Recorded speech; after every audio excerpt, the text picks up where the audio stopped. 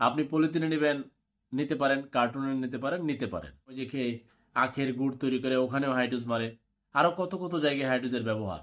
বাংলাদেশে কিন্তু মানুষ 20, 21, 18, 19, 20 কোটি, এর মধ্যে 3 কোটি কিডনি রোগী আছে।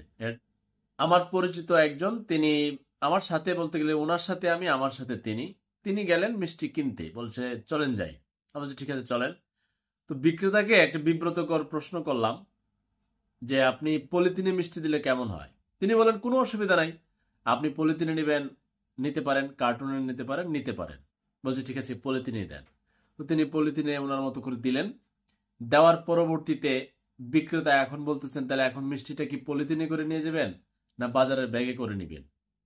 এখন তো পাল্টা বিব্রতকর প্রশ্ন। তখন আমি বললাম কার্টুন দিলে তো ভালো হয়।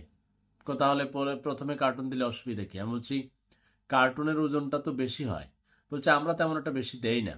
তবে এটা ঠিক, সব ব্যবসায়ী কিন্তু অতিরিক্ত কার্টুনের ওজন দেয় না, কেউ মাত্রাতিরিক্ত দেয়।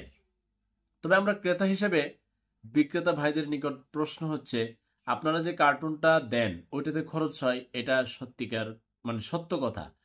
কিন্তু আপনারা যে মিষ্টির দাম নির্ধারণ করেন, এটা কি কার্টুনের বাহিরে করেন নাকি কার্টুনের খরচ ধরে করেন?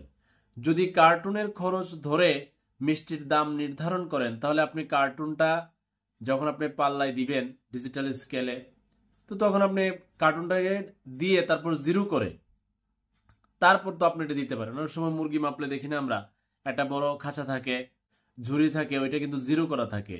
মাংস পরিমাপ করলে তখন কিন্তু একটা বল থাকে, বলটা জিরো করা থাকে। ঠিক সেম ভাবে মিষ্টির প্যাকেটটা আপনারা জিরো করে তারপর ওইটার উপর মিষ্টি দিলে কিন্তু কোনো অসুবিধা হয় না। এত তর্ক, এত বিতর্ক হয় না। এখন কবে এটা ঠিক হবে, কিংবা ক্রেতারা কখন শান্তি পাবে, বিক্রেতারা মানসিকভাবে কবে পরিবর্তন হবে, বিক্রেতা ভাইদের উদ্দেশ্যে বলতে চাই, আপনারা মিষ্টি তৈরি করেন কার জন্য? গ্রাহকের জন্য। নিজেরা তো এত কিছু খাবেন না। তো গ্রাহকের অনেক মনে প্রশ্ন আছে, এগুলো আপনারা কি সমাধান করা উচিত নয়? নাকি বলছে আচ্ছা চলতে থাকুক। দেখেন না একটু ভেবে চিনতে যে কার্টুন জিরো করে তারপর মিষ্টি দেওয়ার সিস্টেম চালু করা যায় কিনা।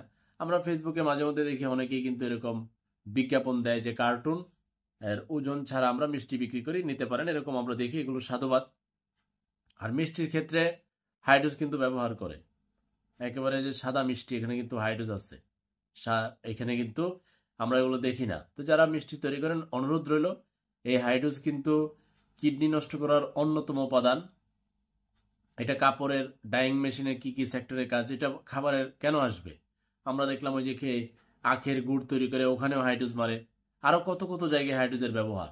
বাংলাদেশে কিন্তু মানুষ 20, 21, 18, 19, 20 কোটি, এর মধ্যে 3 কোটি কিডনি রোগী আছে। এর এর জন্য দায়ী কিন্তু খাবারে অনেক কিছুর মিশ্রণ, এর মধ্যে হাইড্রোজ অন্যতম। সবাই ভালো থাকবেন, আল্লাহ হাফেজ।